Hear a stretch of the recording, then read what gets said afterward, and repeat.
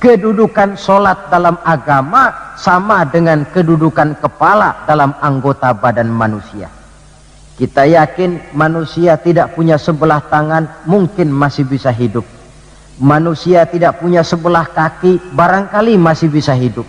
Manusia tidak punya sebelah telinga, masih bisa hidup. Tapi kalau manusia sudah tidak punya kepala, umpama hidup juga, itu barangkali tulen turunannya kuntilanak. Begitulah kita lihat kedudukan sholat ini di dalam agama. Begitu pentingnya sampai untuk menerima perintah sholat, Allah langsung memanggil Nabi kita Muhammad sallallahu alaihi wasallam. Saudara hadirin yang saya hormati, apa sih sebenarnya perlunya kita sholat itu? Tidak untuk menggembirakan Allah. Se-ASEAN orang tidak ada yang sholat, Allah tidak akan pensiun. Jangan lagi kita berpikir, barangkali kalau kita se-Jakarta ini tidak sholat, Allah rugi. Tidak. Tidak usahlah se-Jakarta, se-ASEAN lah. Tidak ada orang yang sholat. Allah tetap Allah. Sebab ia menjadi Allah, tidak ada ketergantungannya kepada manusia. Ia tidak pernah mengambil manfaat daripada perbuatan manusia. Sholat yang diperintahkan kepada kita, manfaatnya akan kembali kepada kita. Apa sih manfaat sholat itu dalam hidup ini? Untuk menjawab apa manfaat sholat, coba kita lihat. Ayat yang memerintahkan sholat itu selalu oleh Allah dimulai dengan kata aqimis sholah. Tidak ada i'malis sholah, if'alis sholah, tidak. Mesti aqimis sholat. Dirikan sholat, bukan kerjakan, tapi dirikan.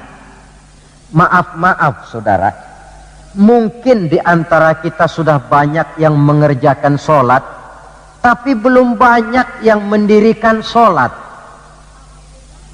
Apa bedanya Pak mengerjakan sholat dengan mendirikan sholat itu? Kalau mengerjakan sholat itu cuma asal sekedar gugur kewajiban. Kadang-kadang keluar sholat Jumat nukar sendal. Mentang-mentang khotibnya khutbah, saudara-saudara kaum muslimin, ambillah yang baik, tinggalkan yang buruk. Lalu keluar praktek.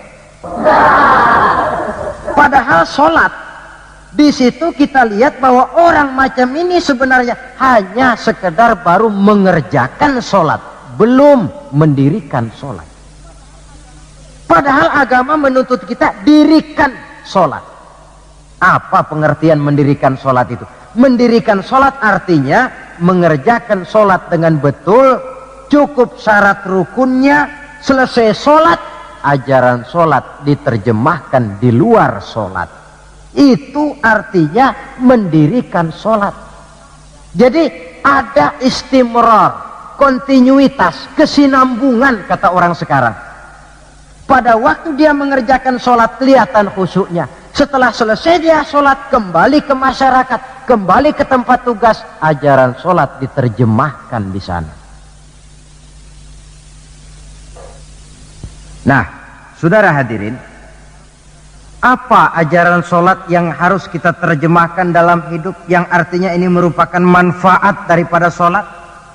Pertama, sholat mengajarkan kita satu sifat yang disebut rendah hati, at-tawadhu. Rendah hati bagaimana? Anggota badan kita yang paling kita hormatikan kepala. Kalau bergurau dengan teman, dipukulnya tangan kita masih senyum kita, dipegangnya kaki masih senyum kita. Tapi kalau sudah kepala, marah.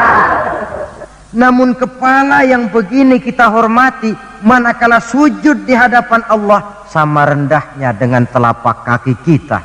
Allahu Akbar. Selesai sholat, kembali ke masyarakat, sombongnya hilang. Ini mendirikan sholat. Sebab apa? Dia tahu orang sombong itu Allah tidak senang.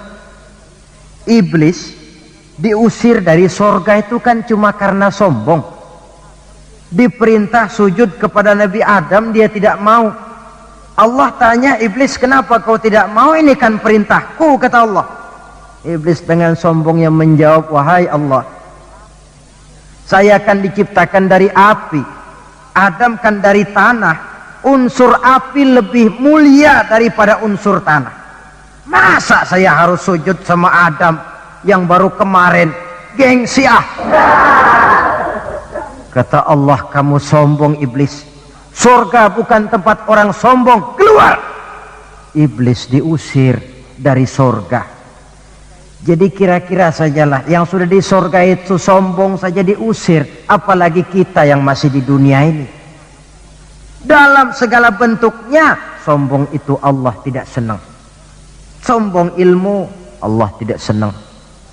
Mentang-mentang punya ilmu agama, tepuk-tepuk dada, nih saya satu-satunya ustadz di sini. Semuanya mesti ngaji sama saya ya. Kalau tidak ngaji sama saya, Islamnya kurang tapi sah. Sombong dengan ilmu.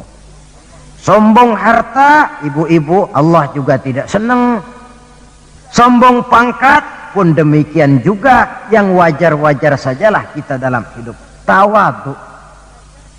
Yang kedua, sholat mengajarkan kita untuk ikhlas, berbuat tanpa pamrih. Kalau sudah Allahu Akbar, itu sudah karena Allah. Orang mau puji atau tidak, mau tahu atau tidak, mau dengar atau tidak, yang penting Allah. Tertanam keikhlasan. Bagaimana orang yang ikhlas dalam berbuat itu? Maaf-maaf, orang yang ikhlas dalam berbuat itu seperti orang buang air besar. Saudara, kalau saya tanya, pagi-pagi buang air besar itu ikhlas apa tidak?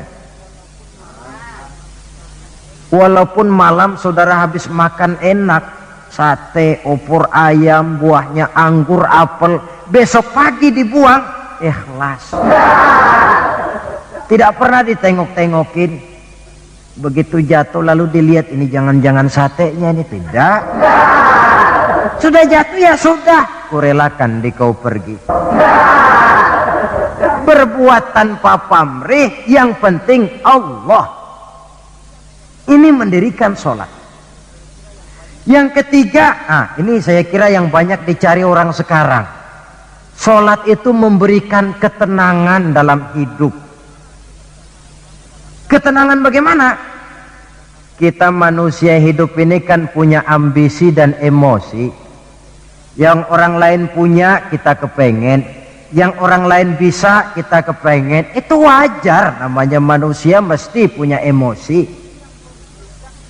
Tapi emosi yang membludak tanpa dinetralisir akan bisa menimbulkan psikosomatik, di mana manusia disiksa oleh perasaannya sendiri.